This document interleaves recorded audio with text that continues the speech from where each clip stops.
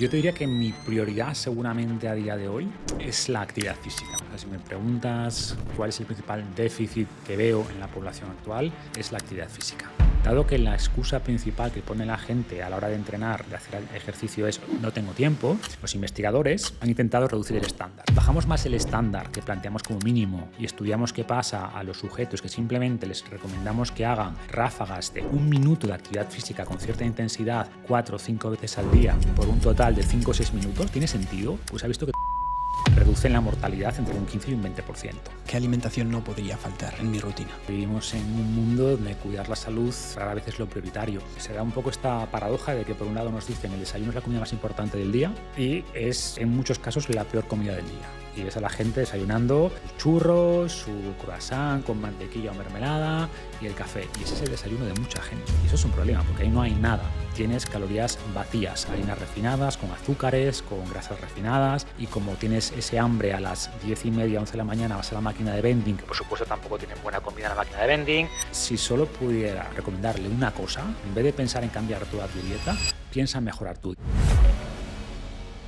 Hola, ¿qué tal? Bienvenido a Seres Mortales. Antes del episodio quiero contarte algo. Estoy ya de vuelta de Gijón, donde grabé con Marcos allí en su casa, y quiero que sepas lo que es Seres Mortales. ¿Qué es esto de Seres Mortales? Es un podcast más. ¿En qué se diferencia del resto? Bueno, te lo voy a contar. Hace 3 años volví a España tras una experiencia en el extranjero, trabajando en Estados Unidos y en Londres como profesor, que es lo que soy, y me sentí en deuda. Durante este proceso fuera yo me encontré con mucha gente a la cual admiré mucho por su historia y considero que me inspiraron mucho y me ayudaron un montón a la hora de conseguir mis objetivos. Y yo siempre decía, ojalá a esta persona la pudieran conocer mis amigos, o ojalá a esta persona la pudieran conocer mi familia, o ojalá gente que yo conozco pudiera escuchar la historia de esta persona porque se verían muy beneficiados. Entonces fue al volver a España cuando decidí crear Seres Mortales como medio para transmitir esta inspiración y conocimiento. ¿Cómo? Hablando con personas que han explotado su realidad para dedicarse a su pasión. Estoy muy contento, muy agradecido de haber podido grabar con Marcos y de ofreceros esta gran conversación, porque es una muestra de que el podcast crece, cada vez somos más y todavía quedan muchas historias por contar. Sigo trabajando de profesor aquí en España, compaginándolo con crecer el podcast cada día un poco más, cada semana un poco más, mejorar los invitados, los episodios, las conversaciones cada vez un poco más, así que si te suscribes, yo prometo seguir trayéndote las mejores conversaciones posibles, porque todos somos seres mortales. Y ahora sí, vamos con el episodio. Marcos, te has convertido en el referente número 1 en salud para miles y miles de personas. Escuché hace tiempo en una entrevista que tuviste que decías que te habías interesado por este mundo de la salud debido a un problema con el asma que tuviste de pequeño.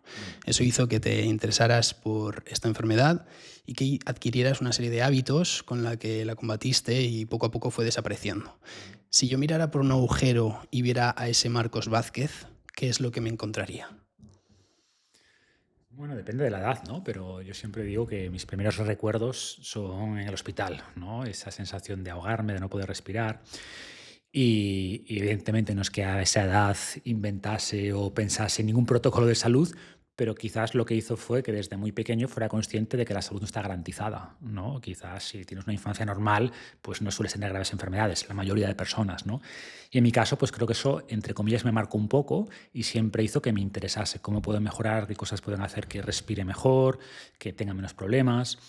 ¿Qué ocurre? Pues claro, cuando era pequeño pues no teníamos acceso a la información que tenemos ahora y era todo simplemente intentar cuidarme, ¿no? Leer lo que podía. Recuerdo que desde pequeño me interesaban los programas de salud que echaban en la televisión, ¿no? Con 7, 8 años, y creo que tenía que ver con eso.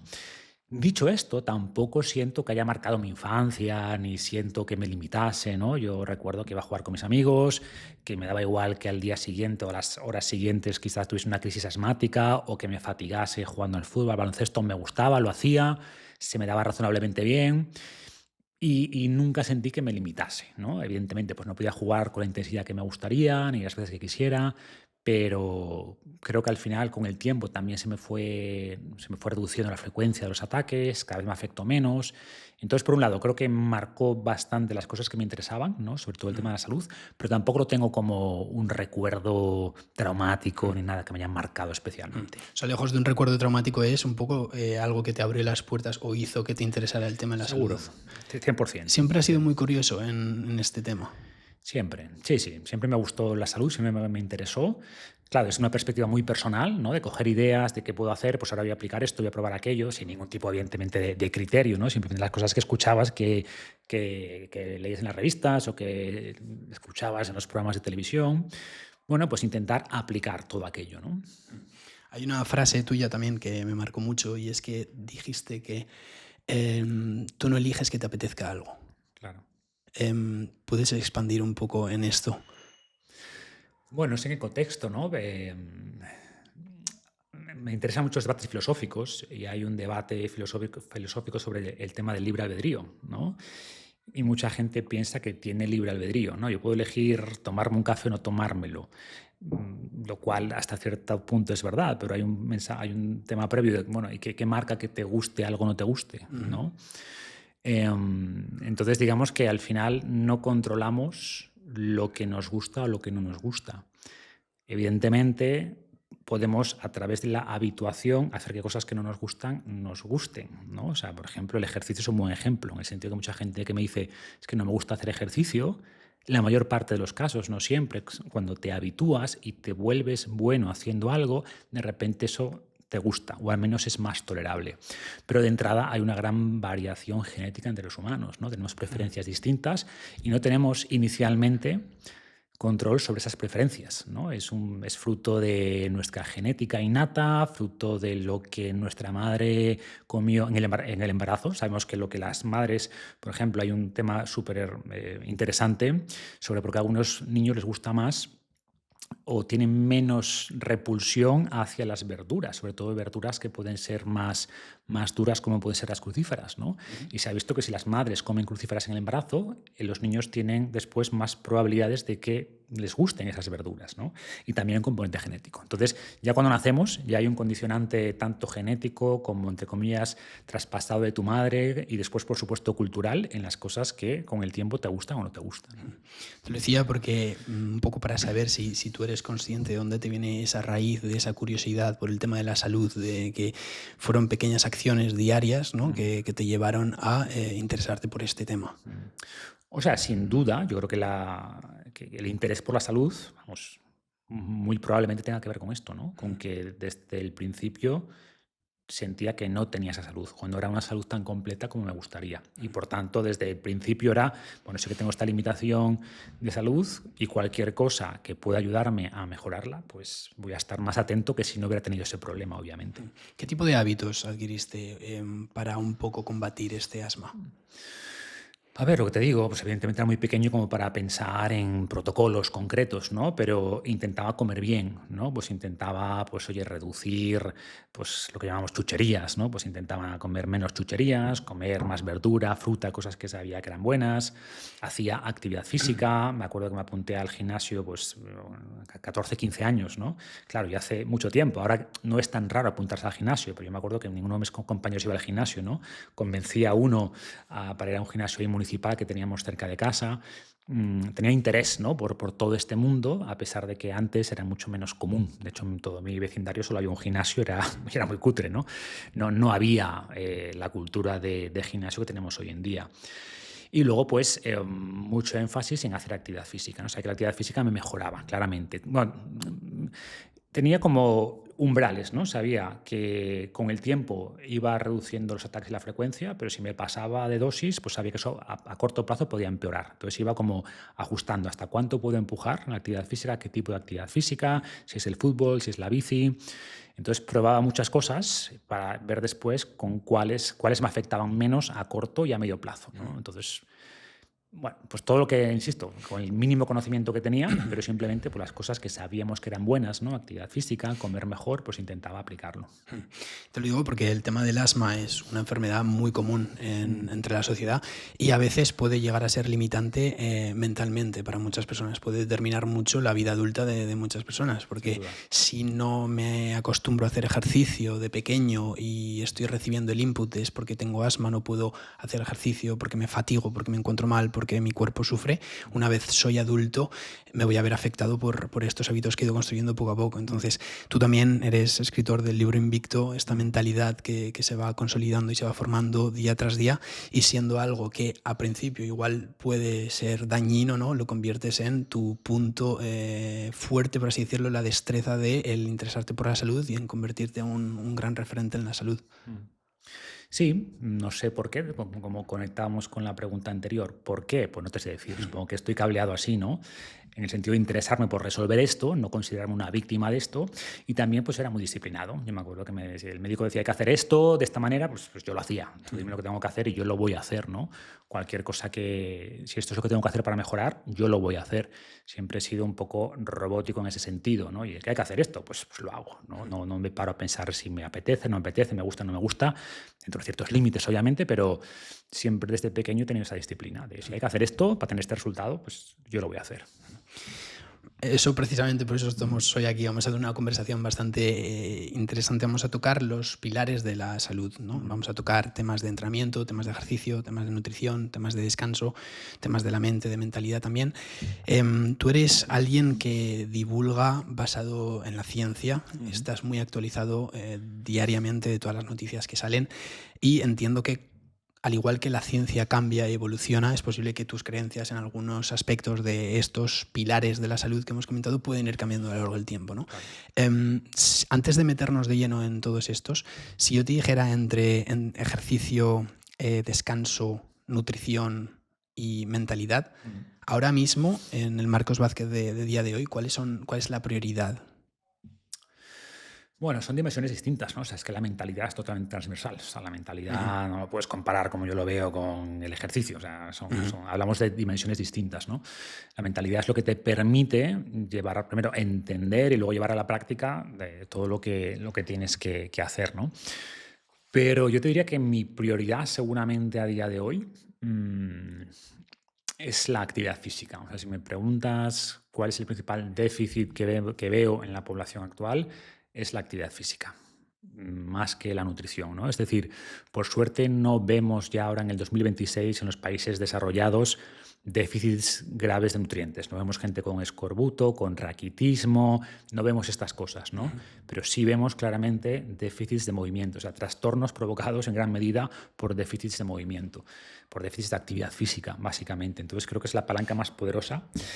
Y no es por lo que yo pueda decirte, ¿no? Mi opinión, sino que si vemos los estudios, no hay ningún tipo de dieta de nutrición que pueda compensar la inactividad física.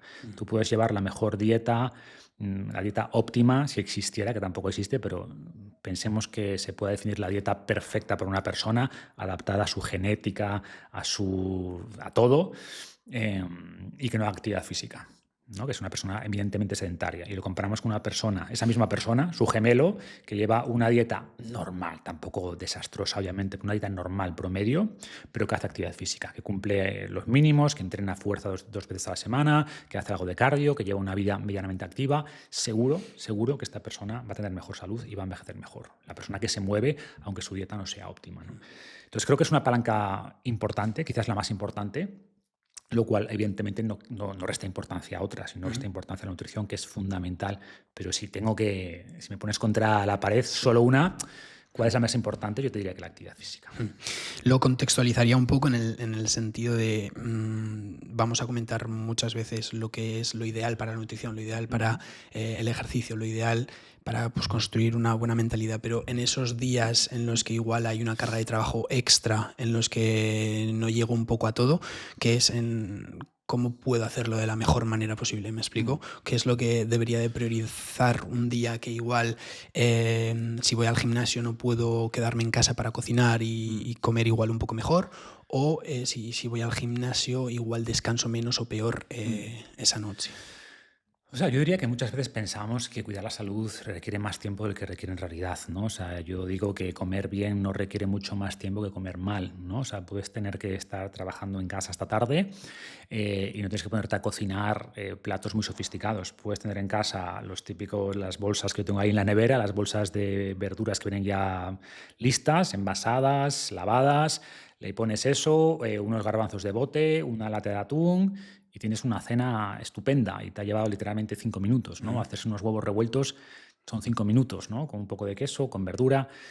Entonces, cocinar, entre comillas, cosas sencillas no requiere mucho tiempo. O sea, no requiere mucho más tiempo que sacar no sé, una cena precocinada o pedir a Uber Eats. O sea, no lleva mucho más tiempo. Y actividad física pasa un poco lo mismo, ¿no? Entonces, solemos hacer la equivalencia de actividad física y ir al gimnasio. Y, por supuesto, si puedes, genial. Tienes mucha versatilidad en el gimnasio, muchas opciones para entrenar. Pero, por ejemplo, se está estudiando mucho ahora el concepto de snacks de movimiento, ¿no? Dado que la excusa principal que pone la gente a la hora de entrenar, de hacer ejercicio es no tengo tiempo, los investigadores han intentado reducir el estándar, ¿no? Oye, si bajamos más el estándar que planteamos como mínimo y estudiamos qué pasa a los sujetos que simplemente les recomendamos que hagan ráfagas de 1 minuto de actividad física con cierta intensidad 4 o 5 veces al día, por un total de 5 o 6 minutos, ¿esto mueve la aguja? ¿Tiene sentido? Pues ha visto que tiene sentido, que solo esos snacks de movimiento reducen la mortalidad entre un 15 y un 20%. 5 minutos al día, 5 minutos, ¿no? Y esto en la práctica, ¿qué es? Evidentemente, si en vez de hacer 5 snacks haces 10, la reducción de mortalidad o la prevención de enfermedad va a ser mucho mayor. ¿Y qué es en la práctica un snack de movimiento? Pues cada 45 minutos te levantas y haces 10 sentadillas o subes escaleras y las bajas rápido, con cierta intensidad, ¿no? O sea, elevar la frecuencia cardíaca. O te haces, mientras calientas el café de media mañana, te haces unas flexiones en la encimera de la cocina. Cosas sencillas como estas. No es nada sofisticado, no requiere que sudes, o tienes una barra de dominadas en la puerta de tu habitación o de donde sea, y cuando pases por debajo, pues haces un par de dominadas, ¿no? Te cuelgas un rato. Y si haces esto, pues eso, 5, 6, 7, 8, 9, 10 veces al día, con una inversión de tiempo total de menos de 10 minutos, pues ya mueve la aguja. Evidentemente es lo óptimo, claramente no, pero estamos hablando de esos días donde la alternativa es no puedo hacer ejercicio o no tengo tiempo para hacer ejercicio. Y esto conecta con esta idea que tiene mucho más que ver con la mentalidad, ¿no? De dejar de pensar en todo o nada, blanco o negro, o lo hago perfecto y como perfecto me voy 1 hora al gimnasio o si no, no hago nada. Oye, pues no, pues ¿qué puedes hacer, ¿no? Dentro de las limitaciones de tu día, que tienes mucho trabajo, que tu niña se ha puesto enferma, que lo que sea, ¿qué puedo hacer hoy? ¿No? Pues solo puedo hacer 3 snacks de movimiento y puedo prepararme una ensalada rápida. Bueno, pues haz eso.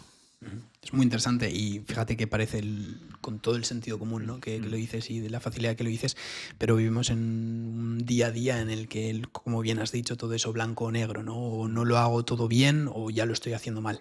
Entonces es muy importante respecto a la salud, sobre todo, recalcar que existen grises, ¿no? Y que, por supuesto, somos humanos y habrá días en los que puedo hacer más, un poco menos, ¿no?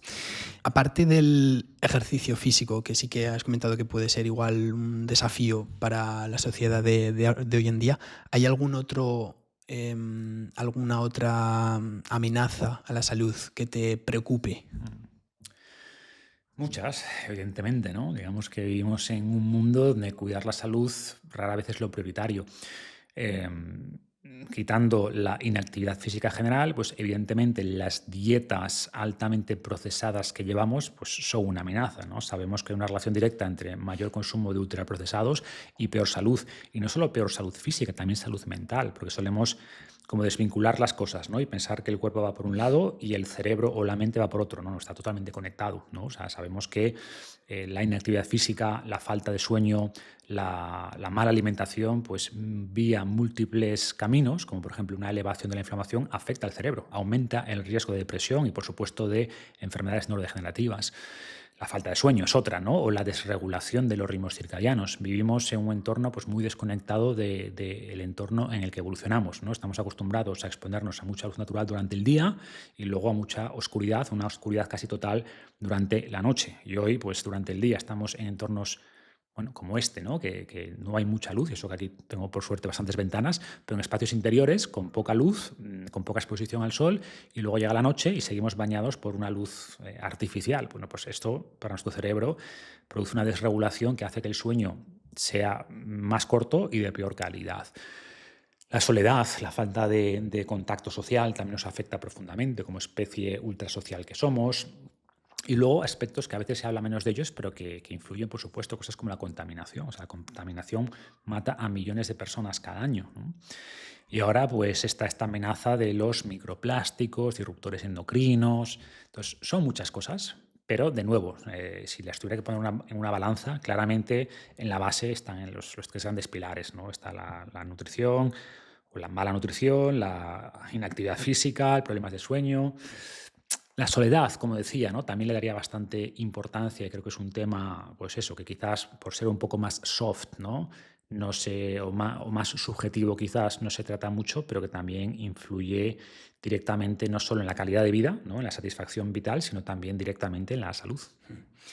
Vamos a indagar un poco en cada uno de ellos, ¿vale? Ujú. En respecto a la nutrición, si yo viera la situación ideal para tener en mi día a día, ¿qué alimentación no podría faltar en mi rutina?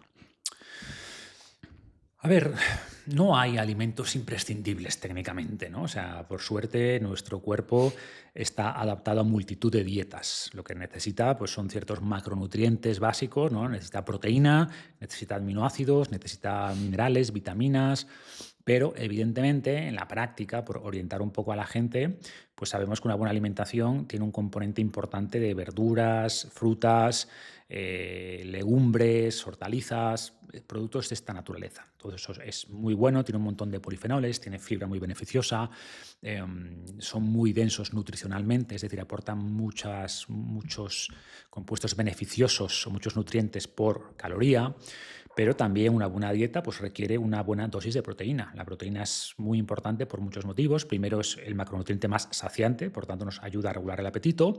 Tiene un componente importante también en la sensación de saciedad, de sentir ya comido suficiente, ¿no? Y por tanto más proteína en general, consumimos menos calorías y por tanto más facilidad para mantener el peso. Y luego es fundamental para mantener la masa muscular. ¿En cuánto nos podríamos mover de proteína? Por dar un número general, sabemos que lo ideal es entre 1,2 y 1,5 gramos por kilo, pero depende de muchas cosas, ¿no? Y hablo de macronutriente, no de alimento, ¿no? Que mucha gente cuando hacemos estos cálculos, ¿no? Vamos a simplificar, 1,5 por simplificar. Pues una persona de 70 kilos, eso implica unos 100 gramos de proteína, no son 100 gramos de pollo, ¿no? O sea, 100 gramos de pollo, pues igual tiene 40 gramos de proteína. O 100 gramos de pescado, pues igual tiene 25 gramos de proteína. Entonces hablamos de gramos de proteína animal y vegetal, ¿no? Que mucha gente por proteína solo piensa en alimentos animales. La proteína vegetal también es muy importante, es muy recomendable y hablamos de proteína absoluta. Depende, evidentemente, si haces más ejercicio, qué tipo de ejercicio. Las personas mayores incluso les viene mejor comer un poquito más de proteína porque se desarrolla con el tiempo esa resistencia anabólica y por tanto tienen más riesgo de fragilidad, de sarcopenia, que es un grave problema en las personas mayores. Pero más o menos iría por ahí, ¿no? Consumir suficiente proteína, fibra, como hemos dicho, en verduras, frutas y poco más. O sea, y después intentar que los alimentos ultraprocesados, ¿no? Y muy azucarados y con muchos aditivos, pues que representan una parte pequeña de la alimentación. Tampoco soy partidario de eliminar alimentos, ¿no? Yo creo esto de que lo que te prohíben lo deseas más, ¿no? Si te prohíbes ciertos alimentos que te gustan, pues al final se genera ese efecto de fruta prohibida. Si me prohíbes esto, pues yo quiero más de esto, te produce incluso más antojos. Por supuesto, la gente que no tenga ningún antojo por ese tipo de alimentos, genial, no, evidentemente no son necesarios, ¿no? Pero si lo sientes, bueno, date permiso para consumirlos, simplemente la proporción adecuada. Y si el 90% de tu dieta se basa en alimentos frescos mínimamente procesados, esto que llamamos comida real, no pasa nada porque el 5% te comas un croissant de vez en cuando o una pizza con los amigos el fin de semana, te diría hasta que es saludable mentalmente, ¿no? Entonces va un poco por ahí. ¿Dónde crees que es donde igual el problema está más aceptado en la sociedad en cuanto a la nutrición? ¿Dónde fallamos igual un poco más? ¿Dónde cojeamos un poco más? ¿Como sociedad te refieres? O sea, en nuestro día a día, por ejemplo, una persona tiene trabajo normal, 8 horas, va a la oficina. Sí. Yo te diría que donde más falla la gente es en el desayuno. Se da un poco esta paradoja de que por un lado nos dicen el desayuno es la comida más importante del día y es en muchos casos la peor comida del día, ¿no? Es muy habitual en muchas personas, no hay más que darse una vuelta por las cafeterías por la mañana y ves a la gente desayunando pues sus churros, su croissant con mantequilla o mermelada y el café. Y ese es el desayuno de mucha gente, ¿no? Y eso es un problema, porque ahí no hay nada, ¿no? Ahí no hay nada de lo que hemos dicho antes. No tienes ni proteína, ni tienes esos productos vegetales con su fibra, ni tienes alimentos con densidad nutricional. Tienes calorías vacías, harinas refinadas, con azúcares, con grasas refinadas. No hay nada interesante ahí y por tanto no estás nutriendo tu cuerpo. Estás generando un pico de glucosa e insulina para empezar el día, que a media mañana vas a hacer una bajada de todo eso, vas a tener problemas de energía, problemas para concentrarte y como tienes ese hambre a las 10:30, 11 de la mañana, vas a la máquina de vending, que por supuesto tampoco tienen buena comida en la máquina de vending y entras un poco en esta cascada de eventos negativos, ¿no? Entonces, si solo pudiera, que muchas veces lo hago, ¿no? A la gente recomendarle una cosa, en vez de pensar en cambiar toda tu dieta, piensa en mejorar tu desayuno. Y si mejoras tu desayuno, va a ser mucho más fácil que después cambies todo lo demás. Vas a sentirte más saciado y ya aseguras que empiezas el día con buena dirección nutricional, por así decirlo. Interesante. ¿Qué desayunas tú? Varío bastante, ¿no? Pero digamos que tengo 4 o 5 desayunos tipo y suelo variar entre revuelto de huevos o fritata o alguna variante de huevos con desde queso a verduras, a alguna proteína como atún, como jamón, etcétera, etcétera. Me gusta mucho la avena también en sus distintas variantes, ¿no? Avena, digamos, como porridge o gachas de avena, pero también la avena overnight, que me gusta mucho, que básicamente se prepara la noche antes, se deja en remojo y eso tiene un beneficio adicional que al enfriarse la avena aumenta su cantidad de almidón resistente, que es una fibra muy interesante, ¿no? Y la avena ya tiene en sí una buena cantidad de betaglucanos, que es también una fibra muy interesante. Es un cereal bastante rico en proteína. Y se da y es muy fácil combinarlo también con lo que quieras, ¿no? Me gusta mucho combinarlo con frutos rojos, por ejemplo, con frutos secos, le echo un poquito de canela, bueno, da mucho pie o un poquito de manzana. O sea, es muy fácil combinarlo, pero también hay días que desayuno yogur. Lo que me gusta del yogur es que es también muy versátil, ¿no? Yogur griego, le puedes añadir pues también frutos rojos, frutos secos, canela, le puedes añadir, yo qué sé, me gusta el psyllium, es una fibra también muy recomendable. Semillas, ¿no? Entonces es una forma sencilla, es como un vehículo para incluir muchos alimentos con esta densidad nutricional que decíamos antes. Y muchas veces desayuno los restos de la cena. También se nos mete en la cabeza que el desayuno tiene que ser, pues eso, o huevos, o avena, o bollería, o tostadas. No tiene por qué. O sea, si la noche de antes sobró, yo qué sé, lentejas, pues yo muchos días desayuno las lentejas. O desayuno una ensalada, que a mucha gente le suena raro, pero una vez que te acostumbras a comer comida normal y que entiendes que el desayuno es una comida más, pues ya rompes un poco esta asociación que hacemos, ¿no? Que el desayuno tiene que ser estas cosas. Oye, el desayuno puede ser cualquier cosa, ¿no? Bueno, es que el desayuno, como bien decías antes, muchas veces se asocia a algo dulce, ¿no? Claro. Algo de que puedo meter lo que sea al cuerpo, como que no vale. Es un momento del día en el que todo necesito como energía y Sí, yo me sí. creo que si como un croissant de chocolate me va a dar la energía en ese pico, ¿no? Que decías.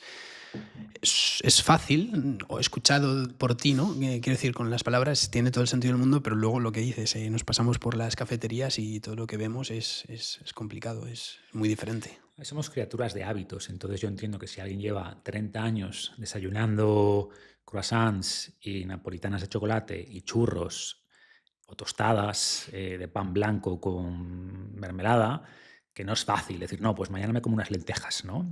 Al final es una transición que tienes que ir. A mí me gusta la avena porque es como una forma más fácil, ¿no? O sea, la avena incluso la puedes hacer un poquito dulce, le puedes añadir miel, o sea, puedes hacer algo intermedio entre desayunar churros y desayunar ensalada, ¿no? Y con el tiempo, que esto es súper interesante, con el tiempo el paladar va cambiando, o sea, el paladar es muy flexible, es muy moldeable. Yo lo veo mucho con el chocolate, ¿no? Lo que la gente llama chocolate, en realidad es azúcar con sabor a chocolate. Es chocolate que tiene un 30% de cacao, 20%, o sea, es un desastre. Y cuando la gente pasa de ese chocolate al de 50%, dice, uy, qué amargo es esto, ¿no? Pero con el tiempo, dice, "Oh, el 50% no está tan mal, lo he aprendido a disfrutar". Y poco a poco puede subir al 70, al 80, al 90. Y a mí el de 90 me encanta, ¿no? Y lo encuentro incluso hasta dulce, porque ahora ya estoy probando mucho con el 95%. Te adaptas, ¿no? Si entiendes que esto es importante, aprendes a disfrutarlo y de hecho aprendes a disfrutar el cacao y los matices del cacao, que evidentemente con el chocolate, entre comillas, Milka, no quiero hablar de marcas, pero el chocolate típico de supermercado, ¿qué vas a apreciar del cacao si ahí no hay nada, ¿no? Y además el poco cacao que hay es de baja calidad. Entonces cuando empiezas a meterte un poco en este mundo, pues eso, como que empiezas a disfrutar, ¿no? Y a reconocer distintos tipos de cacao, etcétera, etcétera. Pero has dicho algo muy importante y es que es cuando te das cuenta de que esto es importante. Claro, evidentemente. O sea, el problema es que la mayor parte de la gente pues conoce o sabe intelectualmente, todo el mundo sabe que la vida es importante, pero hay como una desconexión entre lo que sé y lo que hago. Todo el mundo sabe que fumar es malo. ¿Y por qué la gente fuma? Pues porque hay una desconexión. Al final, la vida de la mayoría de personas está regida no por sus objetivos vitales y sus valores profundos, sino por sus apetencias, ¿no? Y al final, si tú te dejas llevar por tus apetencias, bueno, pues seguramente no llegues a buen término, ¿no? Pero es lo que hay, vivimos en piloto automático. ¿Es por eso por lo que crees que existe esta desconexión? Porque 100%, vivimos a claro, raíz de apetencias, ¿no? claro. Sí, o sea, al final no dejamos de tener dentro de nuestro cerebro esa parte animal. Y el sistema operativo animal es muy sencillo. Si algo me gusta, lo hago, y si no me gusta o si me produce dolor, me alejo, ¿no? Es eso. Y por encima le ponemos una capa, pues un poco de control humano, ¿no? De corteza prefrontal, en el sentido de que, oye, me como solo un croissant y no dos. Aplicamos cierto control, pero es un control bastante laxo.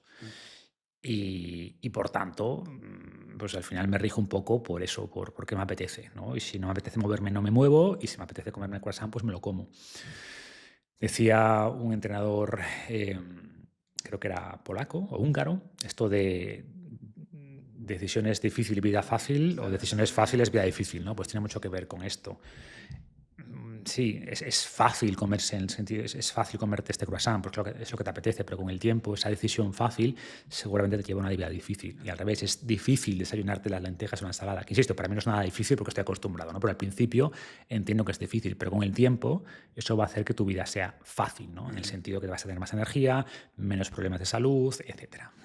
Ayer mismo me tocó aplicar esta decisión a mí, porque salí del trabajo a las 5 de la tarde cansado del colegio y así, y tenía 3 horas de coche, tenía que cargar el coche, etcétera, etcétera, y me llega a plantear mucho el hecho de hoy hacer el viaje directo hasta aquí. Entonces dije, a ver, decisión difícil ahora, situación fácil en el futuro, decisión fácil ahora, mañana me arrepentiré de esto. Entonces ese pensamiento es muy, muy interesante y muy aplicable a todo nuestro día a día, muy aplicable. Todos a pensar no en esa apetencia inmediata, sino qué valores tengo, qué cosas son importantes para mí, ¿no? Y pensar cuál es la consecuencia de lo que vas a hacer, cuál es el efecto de segundo, tercer orden de lo que vas a hacer. Y claro, ese croissant pues tiene un efecto, el resultado inmediato es placer, ¿vale? Pero ¿qué pasa después del placer? Y después, y después. Y al revés, cuando haces algo difícil como voy a entrenar, pues quizás el resultado inmediato es dolor, incomodidad, pero y después, no, después me siento bien. Y con el tiempo, más masa muscular, más salud. Pues pensar no solo en la emoción inmediata o en la sensación inmediata que te va a producir, ¿no? De incomodidad o de placer, sino, vale, pero 3, 4, 5 pasos más adelante, ¿qué va a ocurrir? ¿Cómo va a ser mi vida? Y lo hacemos mucho, ¿eh? Lo hacemos mucho. Es algo que incluso decisiones o pensamientos que hemos tenido durante semanas que lo vamos a hacer de una manera, por la sensación que tenemos actualmente a los 5 días, haríamos algo completamente diferente. Entonces, como has dicho, es muy importante cuáles son tus valores, ¿no? ¿Qué es por qué te mueves de verdad? Por lo que sientes ahora, por lo que sabes que te va a traer lo mejor, ¿no? 100%. ¿Cuántas comidas, Marcos, haces al día tú? Yo suelo hacer 3 grandes comidas. 3 grandes comidas. Pero es poco relevante, ¿no? O sea, en mi caso es lo óptimo entre sentirme saciado y no tener que estar picoteando todo el día, ¿no? Entonces hago un desayuno bastante contundente, entreno al final de la mañana, me tomo casi siempre un batido después de entrenar, que es un batido, pues oye, que igual tiene 500 calorías. Después del batido hago la comida principal del día y luego hago una cena relativamente ligera, ¿no? O sea, creo que y temprana. O sea, otro consejo es intentar cenar pronto, ¿no? Que en España es difícil, cenamos muy tarde. Con luz. Idealmente con luz, pero bueno, en invierno pues evidentemente no hay luz, ¿no? Pero dejar al menos, idealmente 3 horas entre el final de la cena y la hora a la que te acuestas. Eso sería lo óptimo, ¿no? A nivel metabólico. Pero es algo mucho menos importante que lo que comes, ¿no? Es decir, lo más importante es lo que comes y la cantidad que comes. Y después, si haces 3 comidas, 4, 5, es menos importante. O sea, mi recomendación es que hagas las menos comidas posibles con las que te encuentres bien, que en mi caso son esas 3 más el batido, pero que si te gusta comer algo a media mañana o a media tarde, hazlo. O sea, no hay tampoco ningún problema. No mueve aguja realmente el hecho de hacer más o menos comidas. Interesante. Se me ha quedado ahí de antes, has mencionado bastante las legumbres.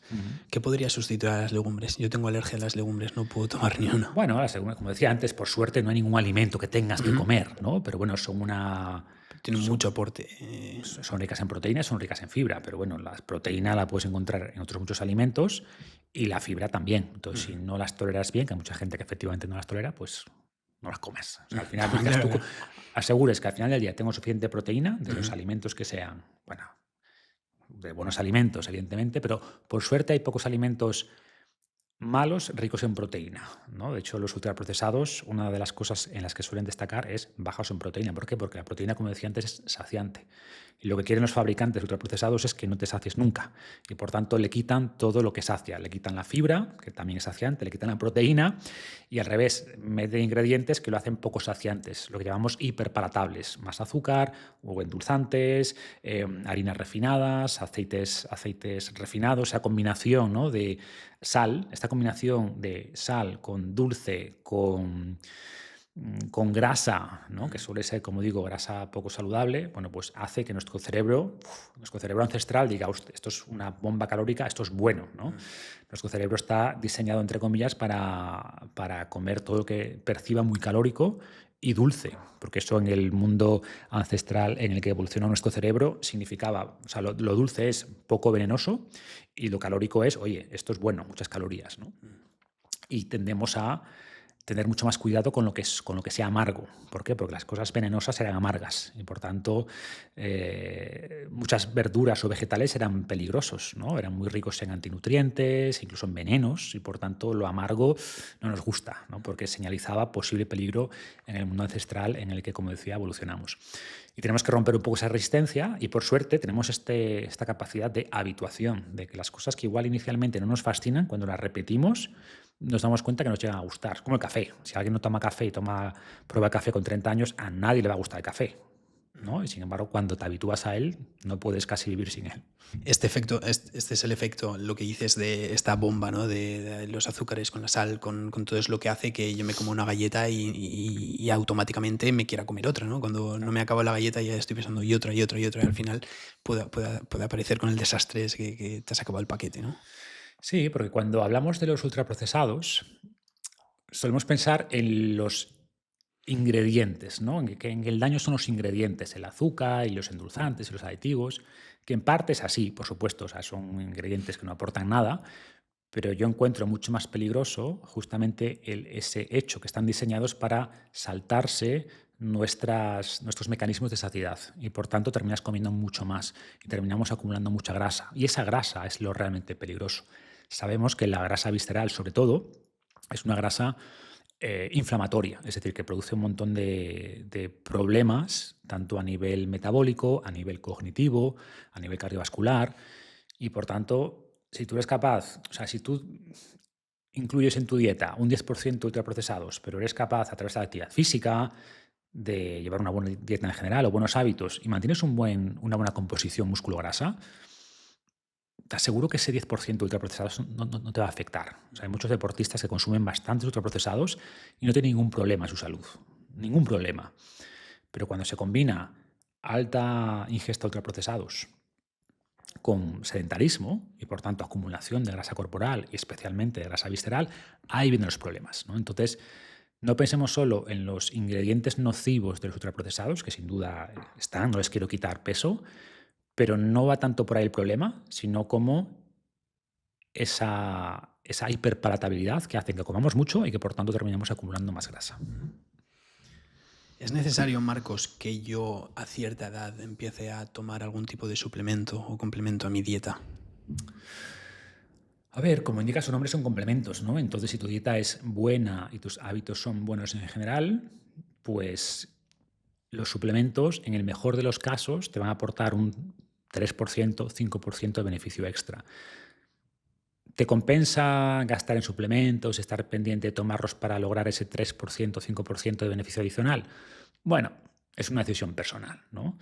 Y luego hay factores que pueden hacer que sean mucho más recomendables. Por ejemplo, en mi caso tengo un polimorfismo del gen MTHFR que hace que no sintetice bien algunas vitaminas, ¿no? del grupo B. Bueno, sí, estoy simplificando, pero va por ahí.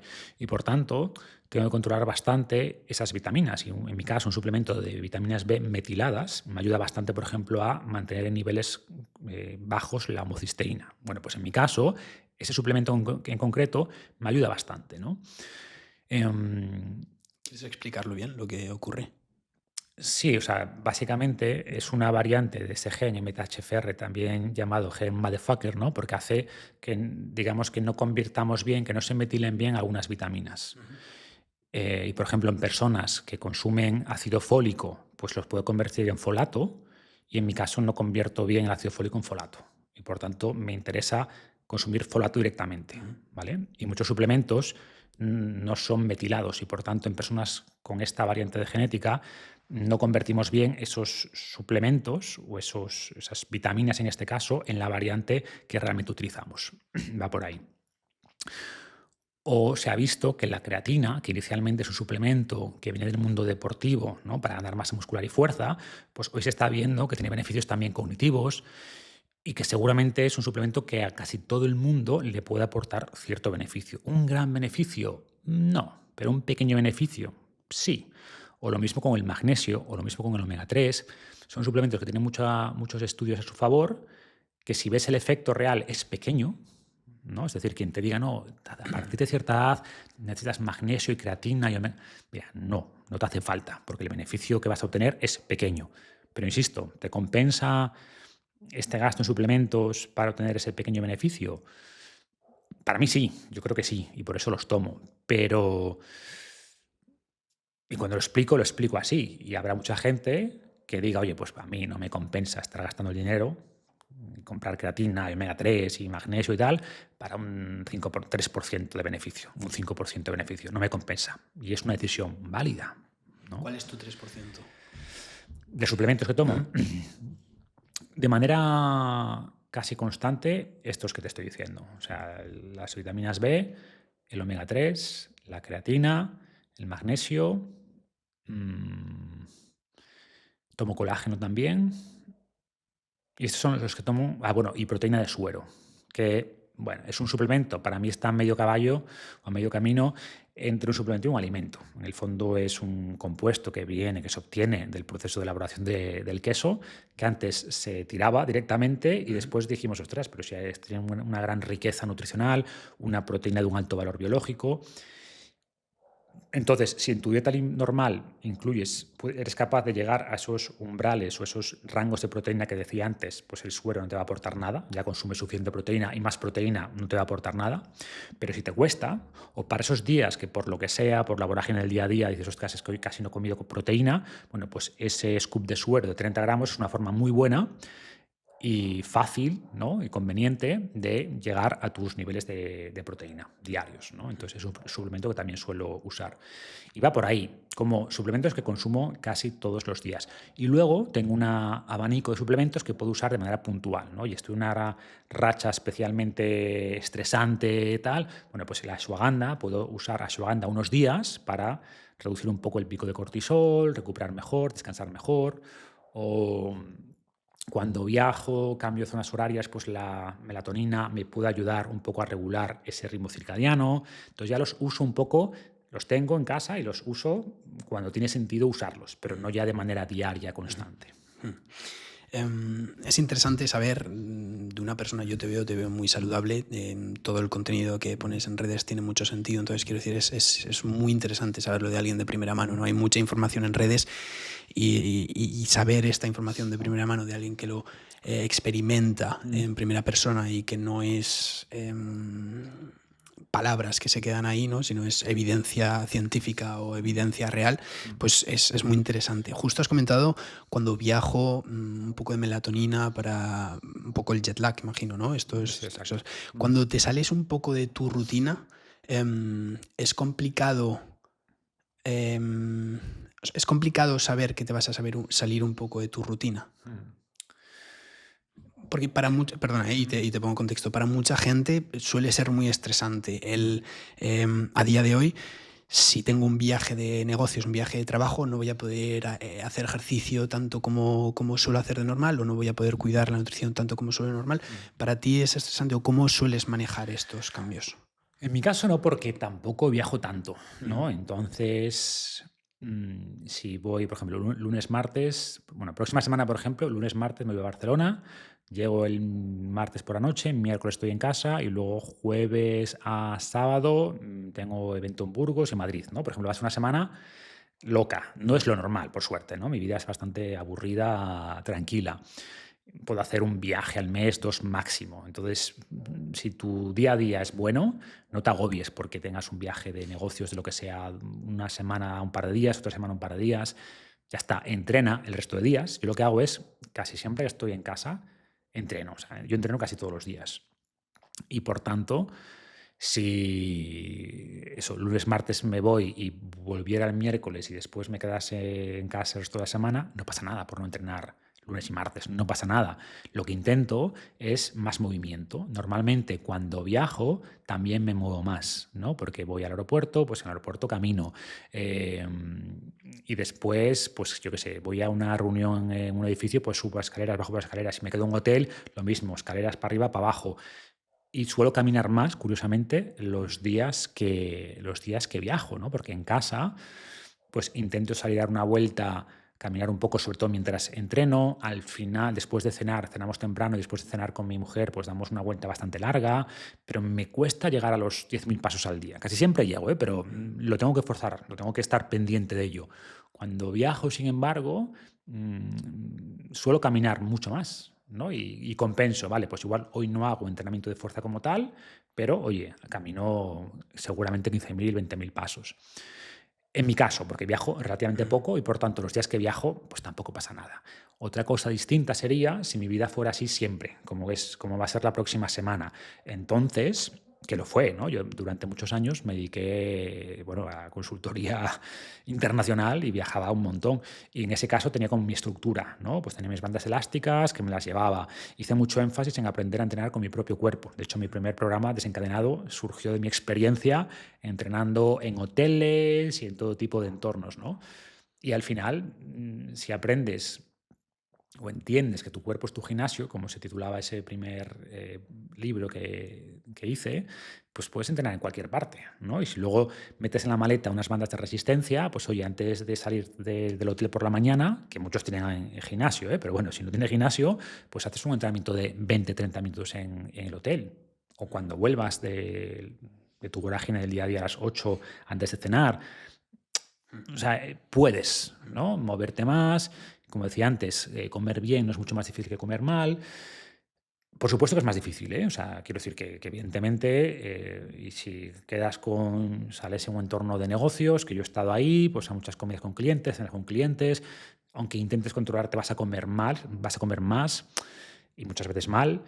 Es más difícil, pero al final si tienes claro, de nuevo, cuáles son tus valores, tus principios, qué es lo que quieres lograr, bueno, pues tienes que generar esos espacios, incluso en esos días más complicados, para mantener unas buenas rutinas. Y quizás después, el fin de semana, pues intentas compensar, ¿no? Pues duermes un poquito más, pues haces una actividad física un poquito más intensa y más larga, haces más énfasis quizás en comer algo más saludable porque controlas más lo que comes. Va por ahí, no obsesionarte, pero tampoco dejarte. Muy sano escuchar esto de ti a día de hoy, Marcos. Bueno, o sea, intento, primero, lo que yo he intentado hacer, ¿no? Y reconocer que no es fácil, porque yo he estado ahí, he estado viajando mucho, con jornadas de trabajo de 9 a 9, trabajando muchos fines de semana. O sea, yo he tenido una vida laboral muy enriquecedora y me fue muy bien laboralmente, pero bueno, era socio de una empresa grande de consultoría y eso implicaba mucho estrés, muchos viajes, muchas comidas con clientes. em, e intentaba, con toda esa vorágine, pues mantener mis hábitos, ¿no? Entonces, también me permite ponerme en la cabeza de esa gente, ¿no? Porque muchas veces recibo críticas con cariño, bueno, a veces no tanto, pero claro, para ti es fácil porque controlas tu agenda y trabajas en casa. Yo, vale, sí, pero no siempre fue así, Un ¿sabes? tiempo que... Probablemente muchos años trabajé muchas más horas que tú, ¿no? Y viajaba mucho más que tú. Y aún así, pues encontraba la forma de mantener buenos hábitos, porque pensaba que era una prioridad, que era importante, ¿no? Y al final, si realmente lo interiorizas como algo importante, vas a encontrar la forma de hacerlo. Para cerrar un poco el tema de nutrición en el que nos hemos metido, ¿tienes algún cheat meal? Cheat meal.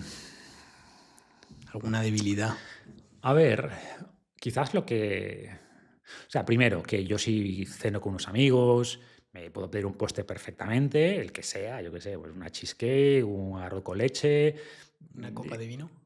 Me gusta el vino, sí, sí. Yo en una cena con amigos casi siempre pido una copa de vino, sí. O sea, no tomo alcohol en el día a día, pero una copa de vino, un par de copas de vino en una cena de fin de semana, no tengo ningún problema. Eh, o sea, en el día a día te diría que no.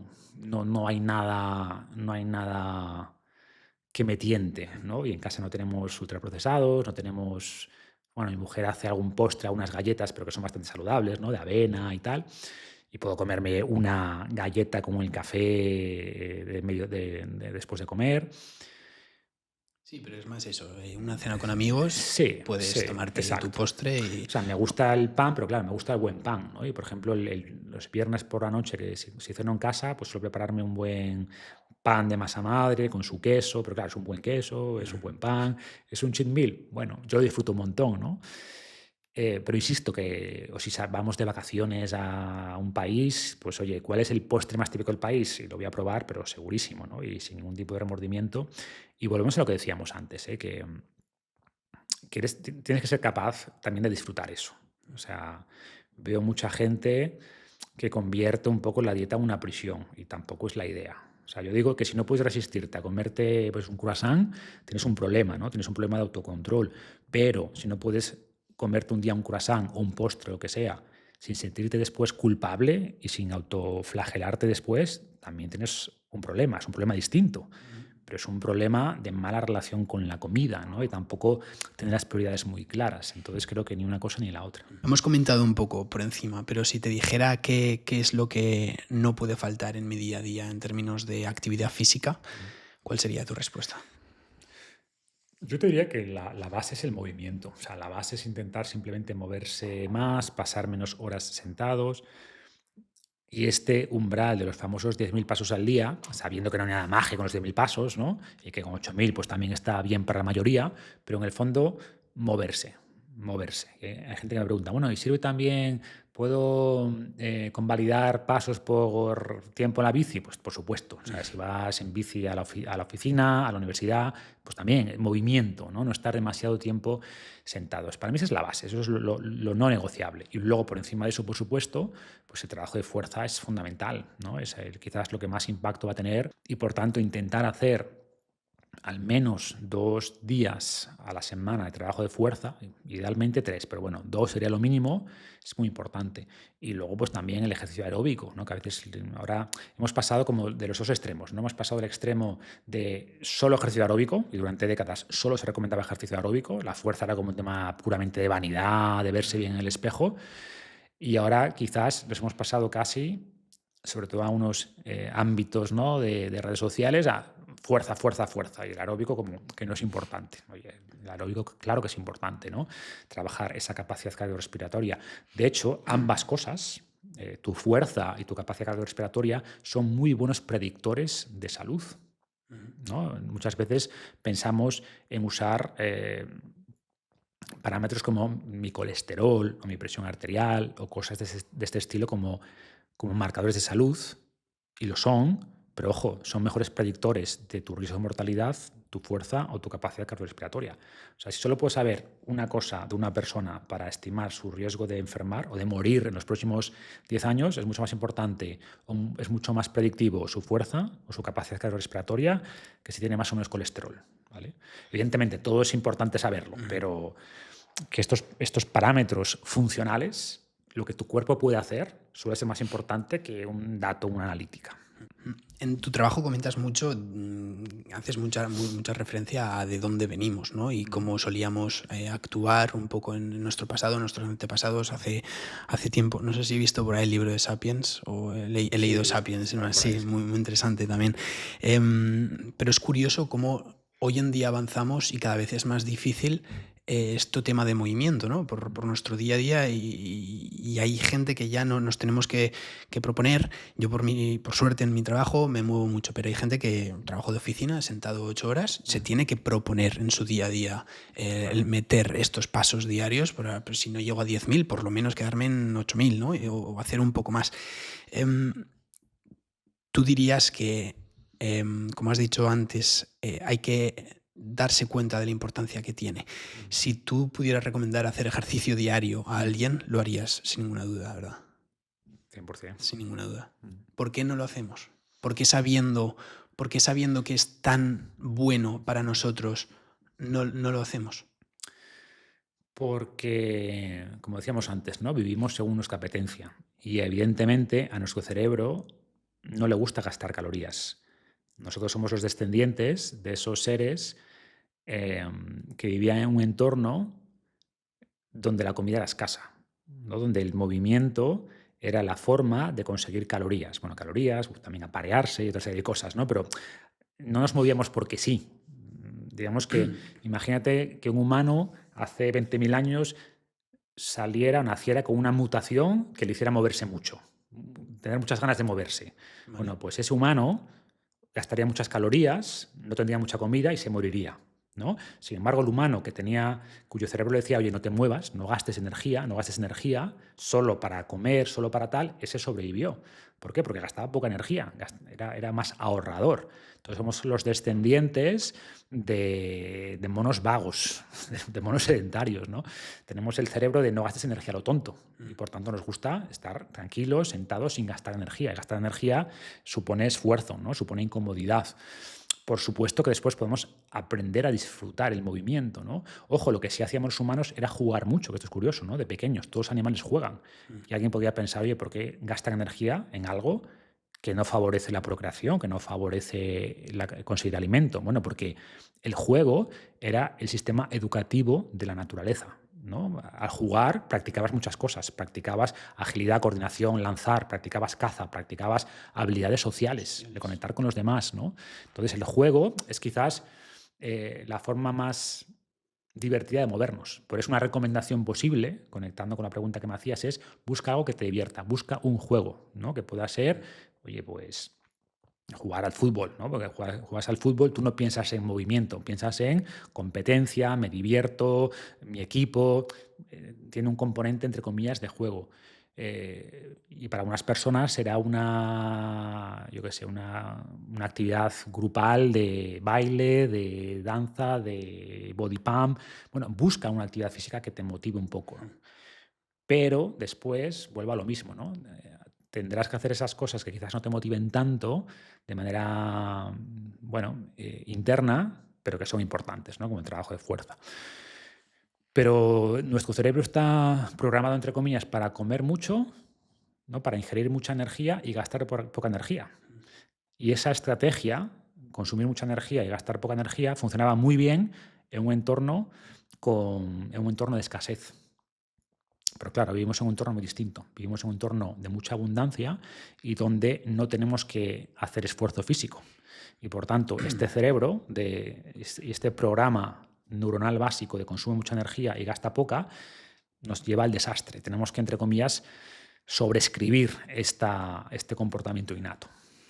¿Cómo te imaginas? Has comentado que somos los descendientes de monos vagos, ¿no? Mm. ¿Cómo te imaginas a nuestros descendientes ¿En qué sentido? en 50, bueno, 150, 200 años? Ah. Un poco más filosófico, ¿vale? Pero ¿cómo te imaginas personalidades de estas personas siendo descendientes de nosotros? O sea, nosotros siendo descendientes de estos monos vagos con estos aprendizajes inconscientes de me tengo que mover poco, tengo que comer mucho. ¿Qué es lo que más se va a acentuar en nuestros descendientes en Bueno, 200, aquí 300 sí, años? aquí hay dos posibles caminos, ¿no? Está la distopia tipo Wall-E, ¿no? Si conoces la película, que al final es gente, bueno, es que los ves sentados, básicamente pasan pasando comida, no tienen que hacer nada, ¿no? Vamos a ser Todos gordos. gordos. Exacto, esa es una posibilidad, que lleguemos a eso, una visión distópica.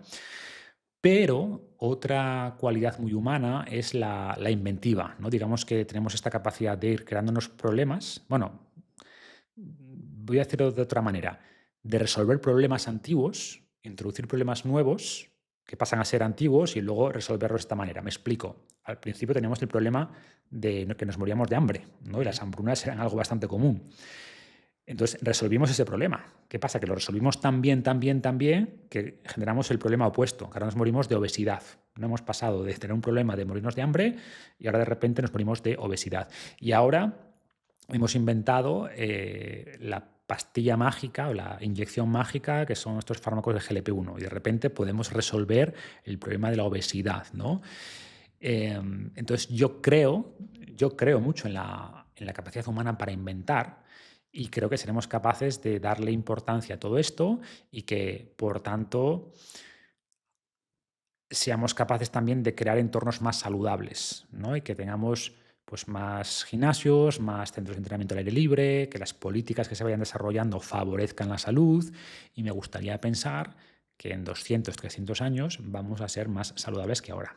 Si me preguntas a mí, yo creo que sí, pero no descarto el escenario Wall-E. Claro, te alejas un poco del escenario Claro, Wall-E. yo te diría 80% que vamos a estar mejor, pero no es algo garantizado. El futuro depende de lo que hagamos, de las decisiones que tomemos como sociedad. Entonces yo quiero pensar que la humanidad va a tomar buenas decisiones en los próximos 200 años, ¿no? Pero no es una garantía, por supuesto. No es una garantía.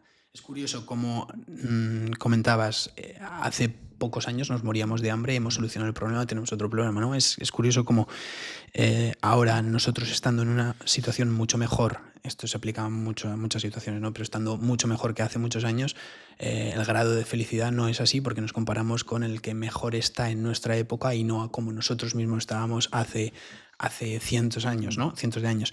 Y esto también lo aplicamos a nuestro día a día de yo no estoy feliz por lo que me pasó hace 3 meses porque, por ejemplo, tuve un aumento de sueldo hace 3 meses, pero ya estoy pensando en lo próximo de lo siguiente. Por eso me parecía muy curioso e interesante saber cómo tenía esa visión. Me agrada que piensas que vamos a poder tener y tomar mejores decisiones. Confío en que sí, soy optimista con la humanidad. ¿Cómo ves, para seguir un poco hablando de ejercicio, el tema del deporte, ¿vale?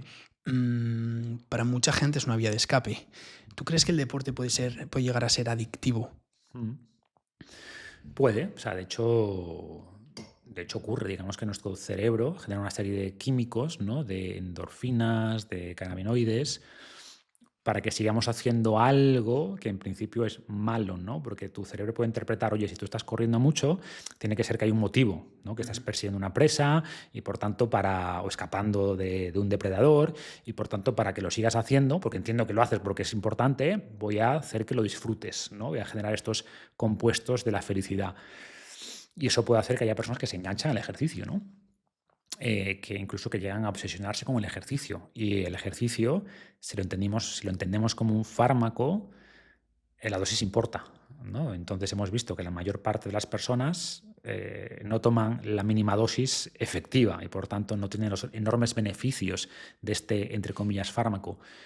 Pero también te puedes pasar de dosis, por supuesto, ¿no? Es muy difícil, ¿eh? Es muy difícil. O sea, estamos tan bien adaptados al ejercicio que pasarte es muy, muy complicado. De hecho, tenemos muchos estudios en los atletas más extremos, entre comillas, ¿no? Por ejemplo, hay estudios en los ciclistas del Tour de Francia, ¿no? Que se cogieron a cientos de ciclistas que compitieron en el Tour de Francia, no me acuerdo, entre los años, lo digo aproximado, 60 y 2000, Y se vio que estos atletas que han estado expuestos a condiciones físicas terribles, ¿no? Y muy demandantes, sin hablar incluso de los apoyos químicos de las sustancias que pudieran haber usado, bueno, pues los ciclistas del Tour de Francia que compitieron en el Tour de Francia vivían de media 6 años más que la población promedio, ¿no? Es decir, incluso esa exigencia física no fue suficiente como para reducir su esperanza de vida. Dicho esto, ¿hubieran vivido más si no hubieran hecho tanto esfuerzo? Seguramente sí. Es decir,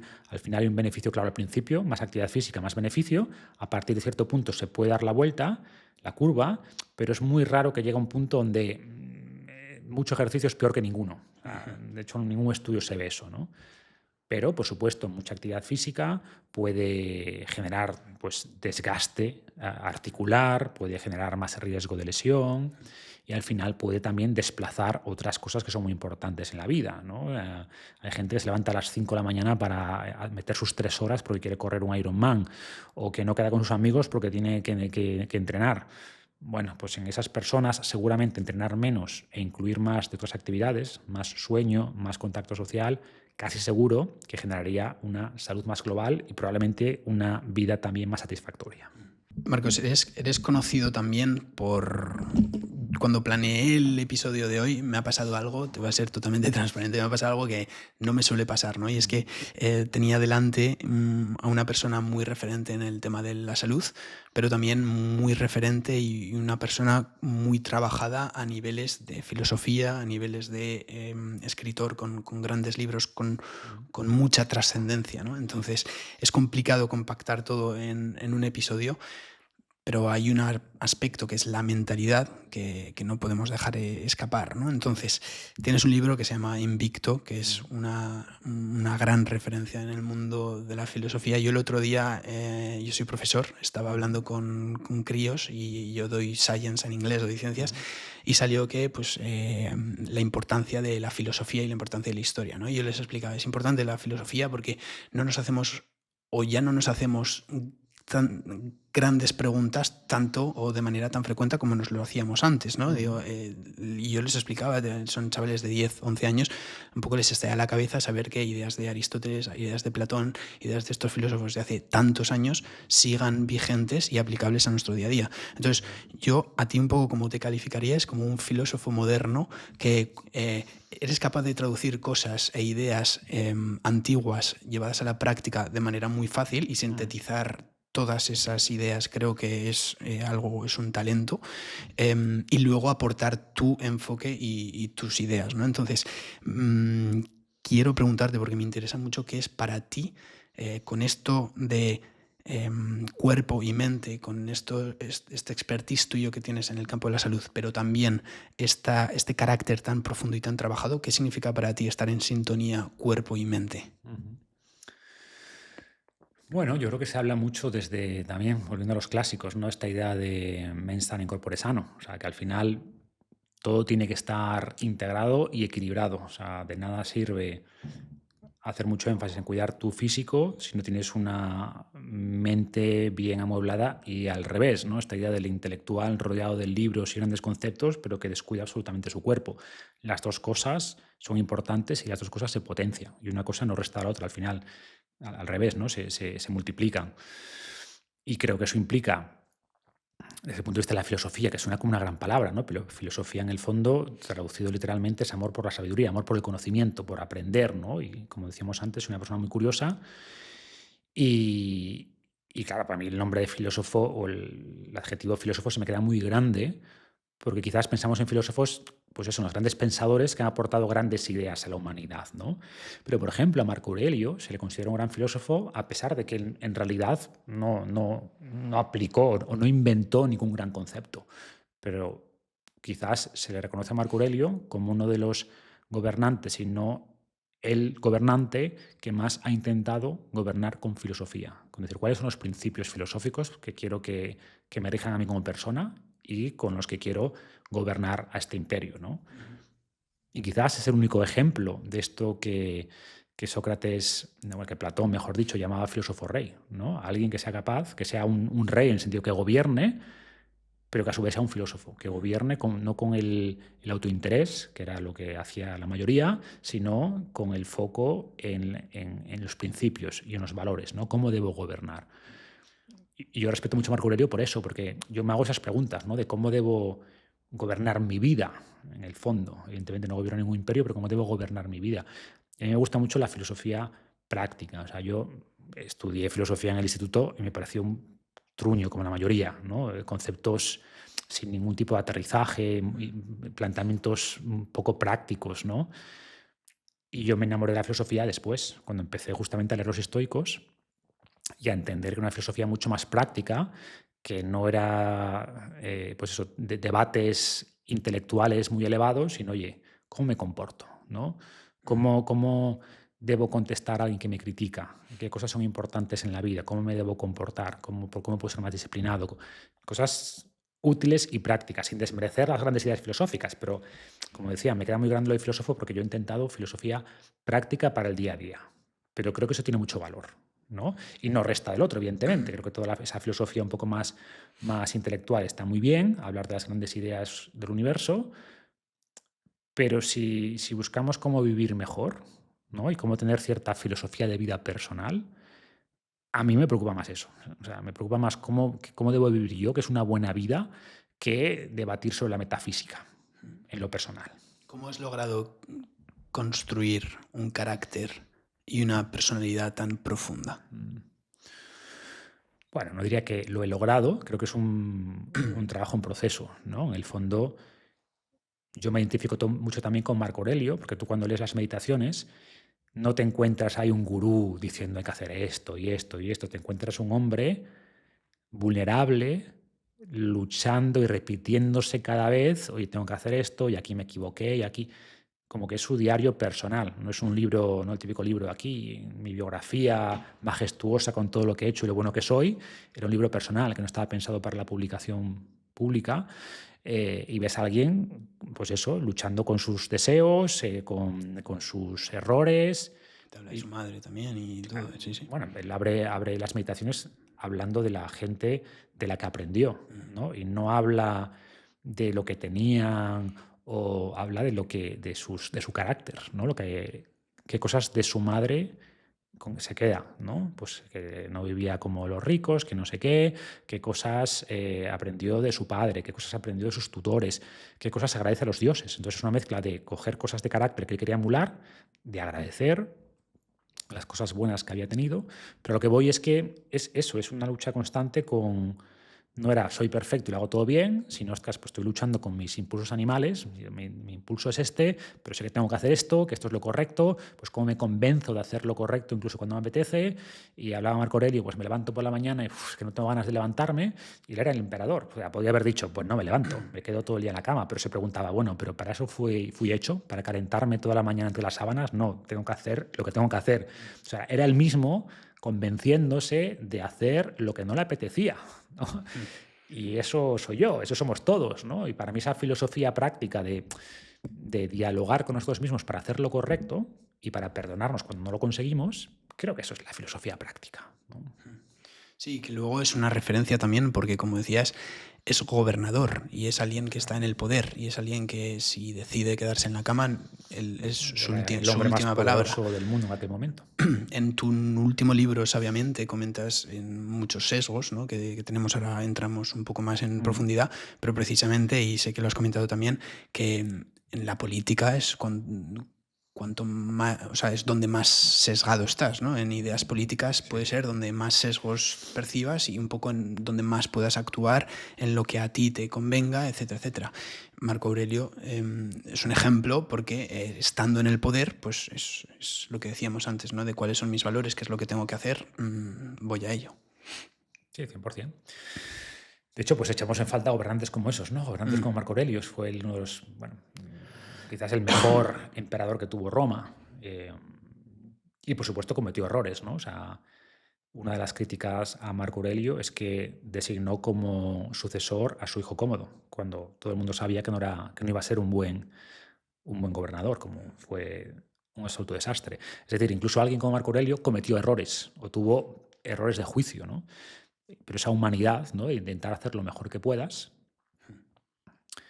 intentar mejorar constantemente. Para mí, la filosofía práctica que me gusta va de esto, de intentar ir mejorando sin autocastigarnos cuando nos equivocamos. Y te voy a preguntar que cómo puedo yo construir, ¿no? Alguien que nos esté viendo, de que diga, ¿cómo puedo construir este carácter, construir esta personalidad? Pues precisamente haciéndonos estas preguntas, ¿no? Estas preguntas de filosofía práctica del 100%. día a día. Y es complicado, pero, o sea, no es complicado, es raro, pero sentarte a escribir qué es lo que opino de esto Claro. y tener tus ideas y tal, es que si el 10% de la población hiciera eso, es que nos iría mucho mejor, porque son cosas muy importantes, muy trascendentales, pero que por la vorágine en la que vivimos no dedicamos ni un segundo casi a pensar en ello, porque no le dedicamos, pero si nos ponemos a pensar qué opino de, yo qué sé, problemas actuales o transversales durante muchos años, es entonces cuando formas tu carácter y dices, ¿y cómo tiene estas ideas? ¿Por qué? Porque ha pensado, porque ha estado en casa pensando, O sea, la realidad es que la mayor leyendo, parte de la ¿no? gente no tiene opiniones sobre casi nada, ¿no? Y cuando le preguntas sobre algo, ahí de repente forma unas opiniones en base a lo que ha escuchado, lo que tal, esa es la realidad, ¿no? No hay ese pensamiento profundo. Pero insisto, ¿eh? O sea, que yo soy más fan de esta filosofía práctica de, oye, que no tienes que tener una opinión sobre todo lo que pasa en el mundo y sobre geopolítica, tienes que tener una opinión importante sobre tu vida y sobre cómo quieres vivir, ¿no? Y sobre qué cosas son importantes. Y después intentar y pensar sobre eso y reflexionar sobre eso. Y después preguntarte de manera constante si la forma en la que vives está alineada o no con esos valores. Y para mí, eso es, si pudiera sintetizar lo que es para mí la filosofía de vida, es eso. Oye, tener claro cuáles son tus valores y luego preguntarte cada día, estoy viviendo en base a mis valores, intentar ir corrigiendo, sabiendo que te vas a equivocar, sabiendo que habrá días que hagas las cosas mal, que, sí, que te salgas de la filosofía, ¿no? Los estoicos reconocían eso. Decían, oye, el estoico perfecto no existe, no existe. Todos nos vamos a equivocar. Ahora bien, si haces el esfuerzo de intentar escribir, definir cómo quiero vivir, va a ser mucho más probable que tu vida se acerque a eso. Nunca va a llegar a tu ideal, nunca, pero bueno, es más probable que se acerque si haces ese proceso constante de reflexión, de autojuicio, ¿no? Al final, la filosofía estoica tiene mucho que ver con reflexionar, o sea, planificar y reflexionar, ¿no? ¿Cómo quiero o planificar y reflexionar? ¿Cómo quiero vivir? ¿Qué es lo que quiero hacer hoy? Y luego al final del día, ¿lo he hecho o no lo he hecho? ¿Por qué decides y por qué le das tanta importancia a los sesgos en este último libro? Digamos que yo, este último libro, Sabiamente, es como el final de la trilogía, ¿no? Que empezó con Sabiamente, que era como la base, que es la materia básica del cerebro. O sea, el cerebro, como cualquier otro órgano, es materia. Y por tanto, si tu órgano principal, bueno, todos son importantes, pero si el órgano que realmente define quiénes somos nosotros está inflamado, no le llega riego sanguíneo, no tiene suficiente oxígeno, pues no vas a poder colocar nada encima del de valor, ¿no? No vas a tener una buena estructura física. Y por tanto, sabiamente, tiene que ver, oye, cómo mantenemos un cerebro saludable. Reducir el riesgo de demencia, pero también que esté en tu máximo poder cognitivo, ¿no? Que funcione bien, que tengas un hardware sólido y potente. ¿Qué ocurre? Que eso no es suficiente, ¿no? Una vez que tienes un hardware potente, tienes que ponerle el software. Y para mí el software, entre comillas, emocional es Invicto. Fue Invicto que es, vale, pero ahora cómo regulo las emociones, ¿no? Cómo sé lo que es importante, cómo regulo, pues eso, la ira, cómo soy más disciplinado, cómo intento no dejarme arrastrar por las emociones, digamos, la gestión emocional. Y una vez que esas emociones están en su sitio, que las tengo más o menos reguladas, hay otra pata que es, vale, pero ¿cómo pienso de manera correcta? ¿Cómo absorbo mejor la información? ¿Cómo destilo mejor la información? Sobre todo en el mundo moderno que estamos constantemente bombardeados por información de todo tipo. ¿Cómo proceso esa información mejor? ¿Tomo mejores decisiones? ¿Interpreto mejor lo que leo en los titulares, lo que leo en las redes sociales? ¿Cómo proceso mejor la información? ¿No?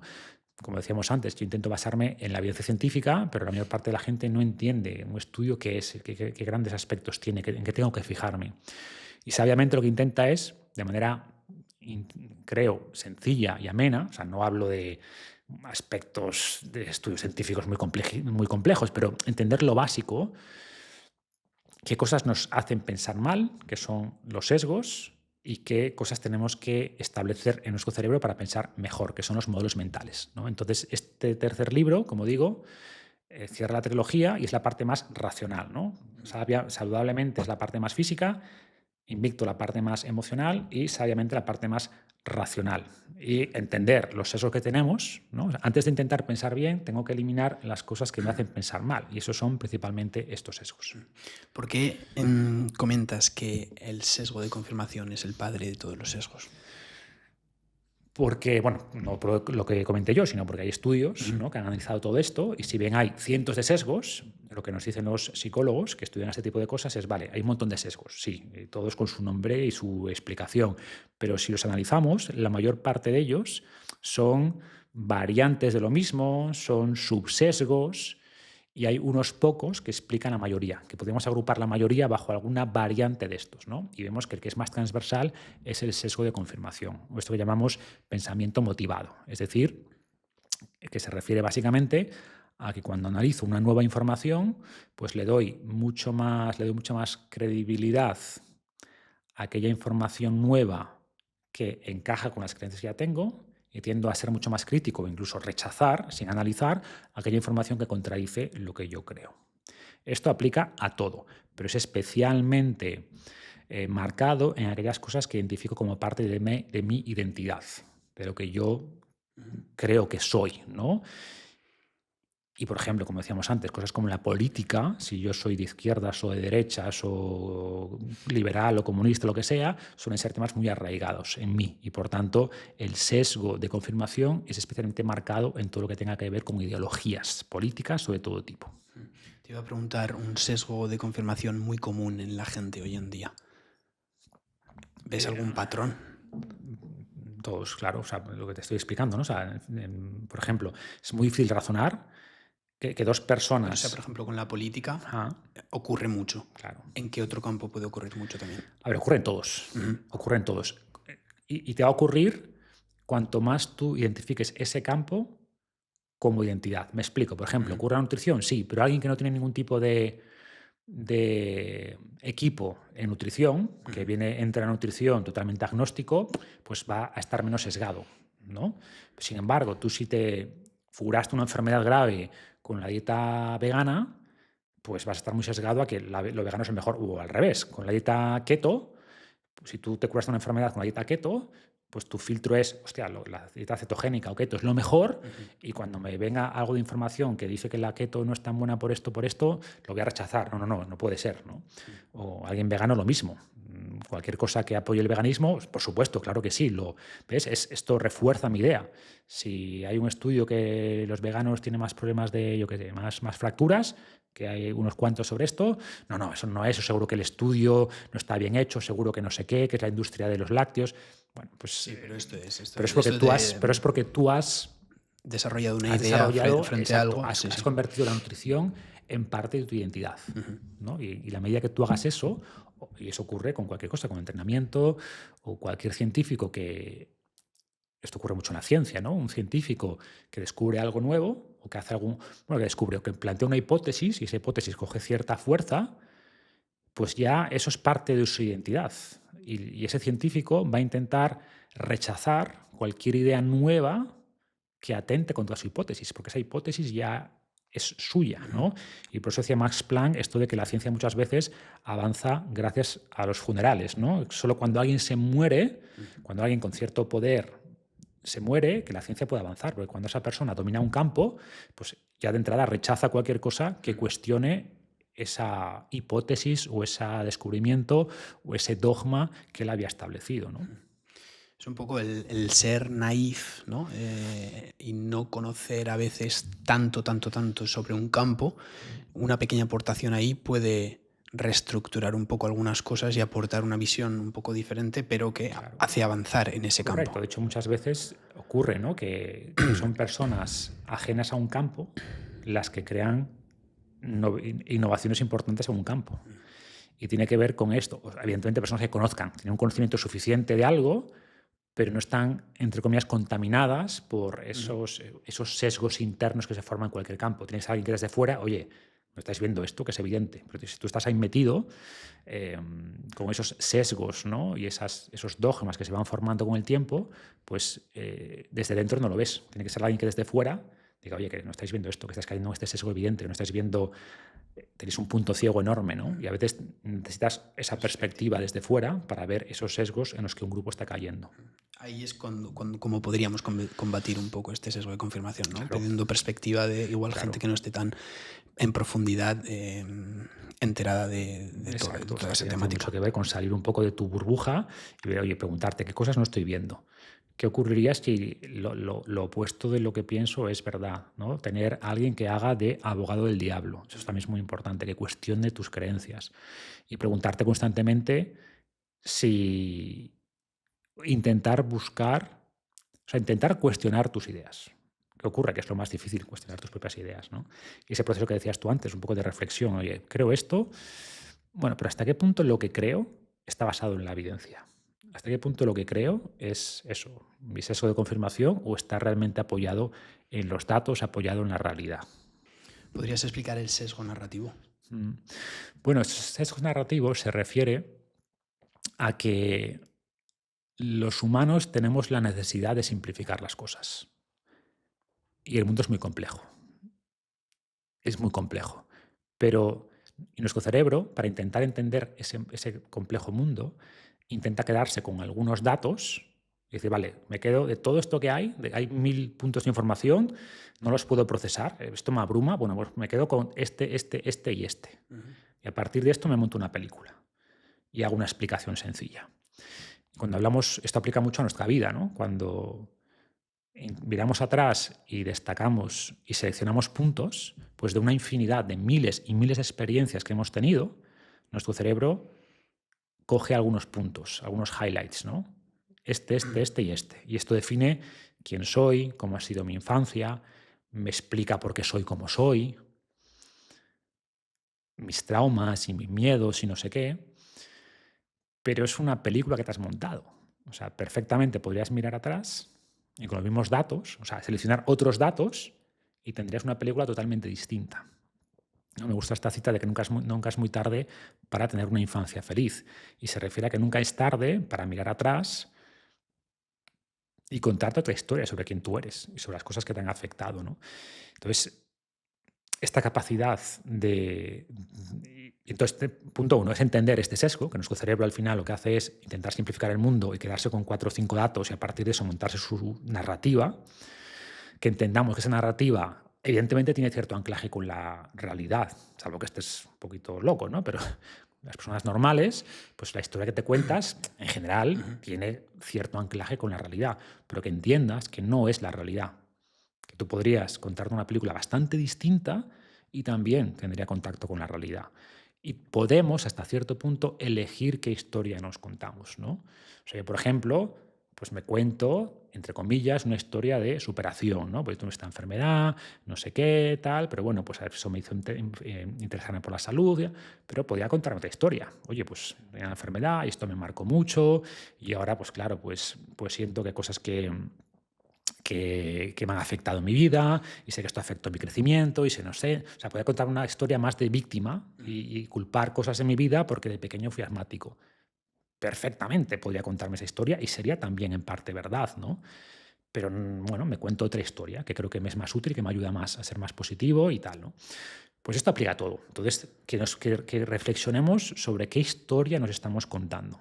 Y que entendamos que sí, esa historia que te cuentas, por supuesto que tiene parte de verdad, pero hay una parte también de que tú has elegido, ¿no? De una gran película con millones de frames, con millones de escenas, tú has decidido seleccionar unas de ellas y darles cierto significado. Y eso determina cómo te estás sentando en ese momento. Exactamente. Entonces, esto es muy interesante cuando le contamos un problema a un amigo, ¿no? Que nosotros vamos con nuestra versión de lo que nos ha pasado a nosotros en nuestras carreras, podemos decir, he fracasado con mi proyecto de tal, y es que mi vida es un fracaso, etcétera, etcétera. Y tu amigo te dice, bueno, espera, que tienes una familia, tienes 2 hijos maravillosos, tienes salud, tienes muchas cosas, ¿no? Pero nosotros elegimos estos puntos, ¿no? Que les hacemos los highlights de nuestra vida, ¿no? Y determina un poco quiénes somos y cómo nos sentimos, más que quiénes somos, cómo nos sentimos en ese momento, ¿no?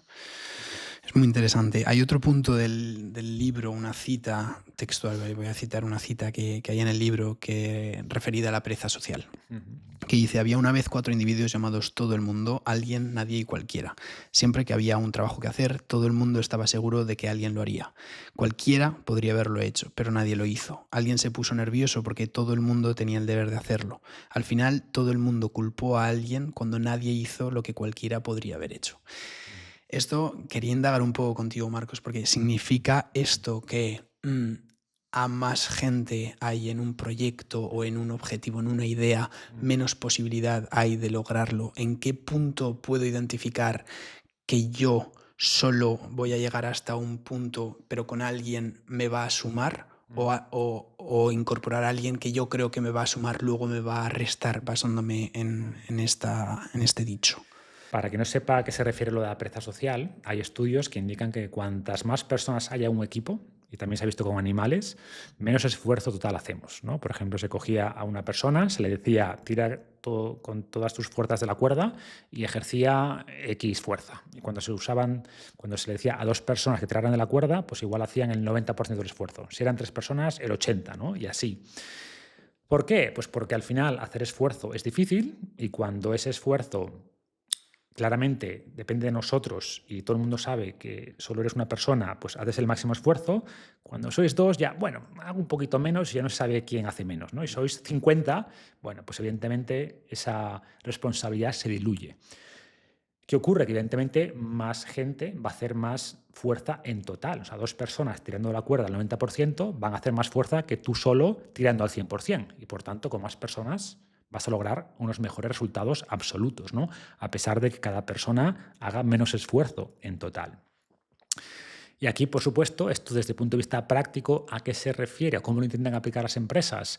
Pues equipos lo suficientemente grandes y diversos como para fortalecerse y lograr más, pero no tan grandes como que se diluya mucho la responsabilidad y además haya también más problemas de coordinación. De hecho, esto creo que, no sé si era en Amazon o en Google, que los equipos no podían ser más grandes que de lo que podían cenar con una pizza, ¿no? Y además en tecnología era común cenar con pizzas, ¿no? Trabajaba hasta tarde. Bueno, pues si el equipo no puede cenar con una pizza es demasiado grande. Y esto en la práctica es un equipo de 3, 4, quizás 5 personas. Y hacían equipos pequeños y veían que funcionaban mejor que equipos grandes. Porque ese equipo era suficientemente pequeño como para que su responsabilidad, la responsabilidad individual, no se diluyera. Oye, es un equipo pequeño. Si esto no va bien, sois todos culpables, ¿no? Un equipo de 100 personas, bueno, ¿quién es culpable de eso? No está claro.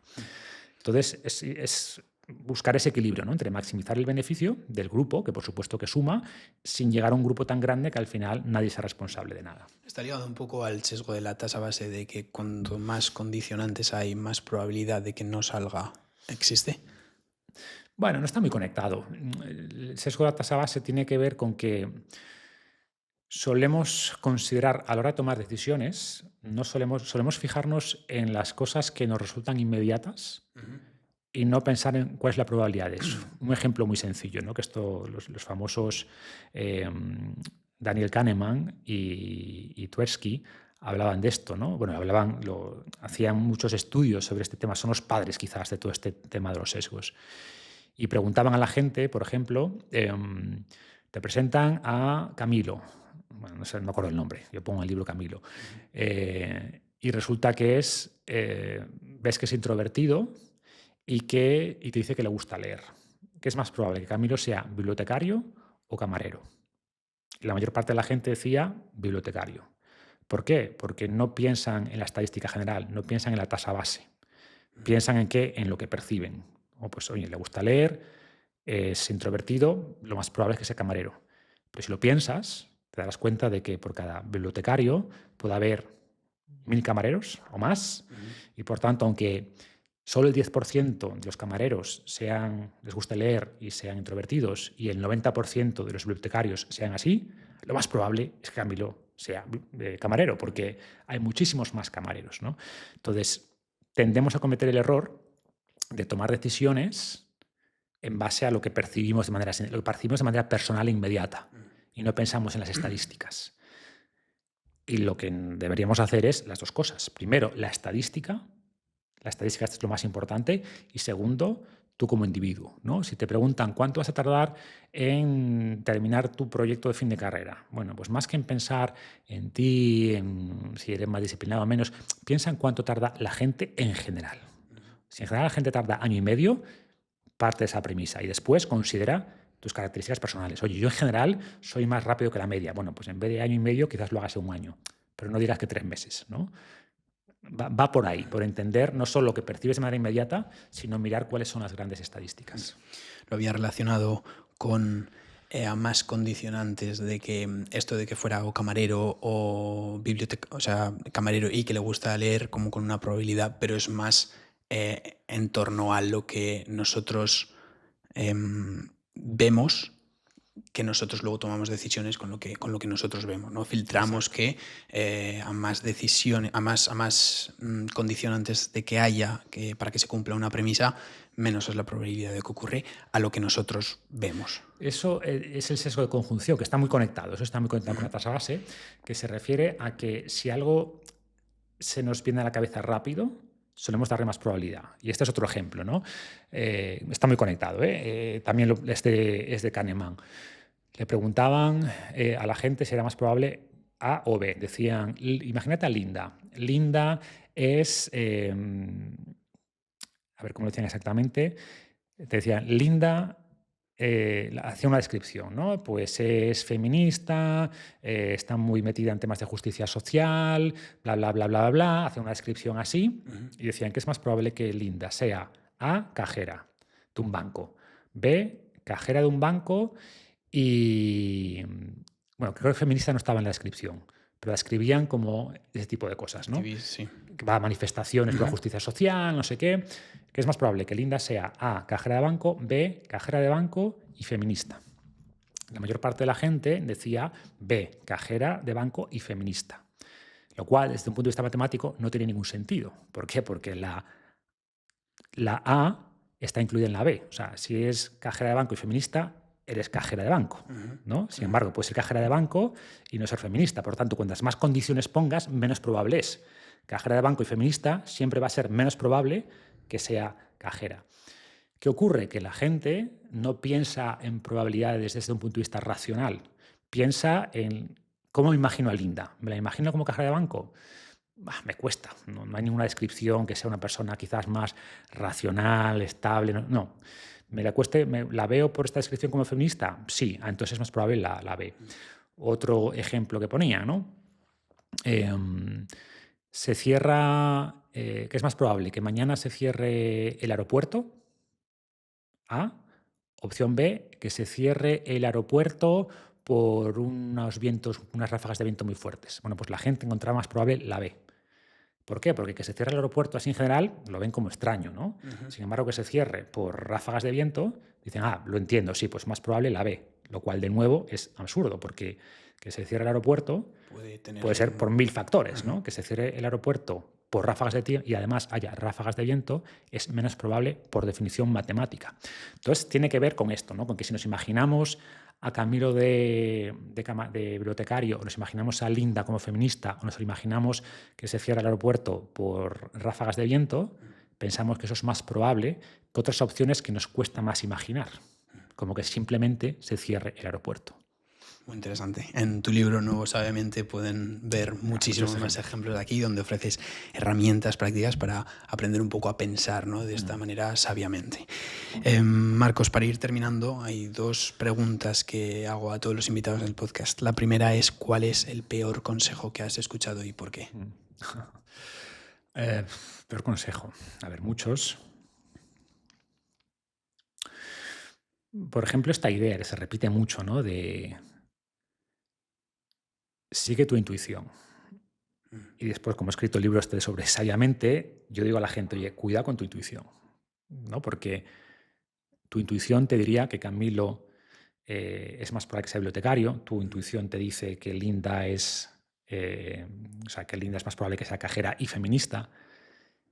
Entonces, ese tema de la intuición, por un lado, es súper interesante cómo funciona la intuición, y hay campos donde la intuición, o sea, en campos donde eres un experto, ¿no? Tú has visto quizás 1000 partidas de ajedrez, ¿no? O eres un experto ajedrecista, pues tu intuición es algo que no sabes explicar por qué, pero tu intuición te dice que muevas el caballo de aquí a aquí. Bueno, puede ser, porque tu intuición surge de un análisis profundo de miles y miles de partidas, pero muchas veces la intuición no es buena. La intuición es simplemente un sesgo, ¿no? Que nos aleja de la evidencia.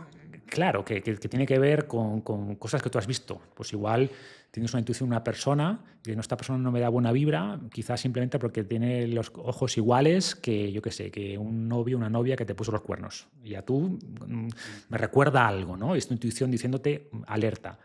Entonces el mensaje no es ignora tu intuición, por supuesto, pero tampoco la sigas ciegamente, ¿no? Para mí es, oye, escucha tu intuición, pero no la sigas ciegamente. Escucha tu intuición, pero tómala como un dato más. Y analiza también si estás cayendo en algún sesgo, si estás pensando de manera razonada. Entonces, creo que lo de sigue tu intuición sin más es peligroso, como consejo. Muy interesante. La segunda es, ¿cuál es el mejor consejo que has escuchado y por qué? El mejor consejo...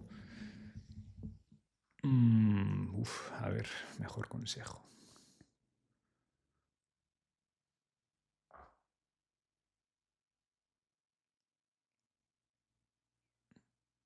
A ver, pues intentar conectarlo con lo anterior es sigue tus intereses. Incluso más que sigue tu pasión, ¿no? Porque normalmente la pasión, hay gente que tiene una vocación, una pasión muy clara, pero la mayoría no. La mayoría al final lo que tiene son intereses, y cuando persiguen esos intereses y se vuelven buenos haciendo algo y ven que eso tiene impacto positivo en la gente, eso se convierte en una pasión, que es, por ejemplo, lo que me pasó a mí, ¿no? O sea, para mí la salud era algo que me interesaba mucho, pero no era una pasión como tal. Fue con el tiempo que eso se fue convirtiendo en algo que me ofrece mucho propósito, pero fue gracias a perseguir mis intereses, ¿no? Conecta mucho con lo que decíamos antes de la curiosidad. Entonces, eso, seguir tu curiosidad, tus intereses, desarrollar maestría, intentar ser muy bueno en algo que sea difícil, creo que es un gran consejo para la vida. Muy interesante, Marcos. Es un placer tenerte en Seres Mortales. Creo que, como se dice muchas veces, el sentido común es el menos común de los sentidos. Puede pasar. Y escucharte hablar sobre temas tan importantes y trascendentes con un sentido común tan bien elaborado y tan bien profundo, como te he dicho antes, es muy sano. Así que muchas gracias. Es un placer, Alex. Gracias. Gracias.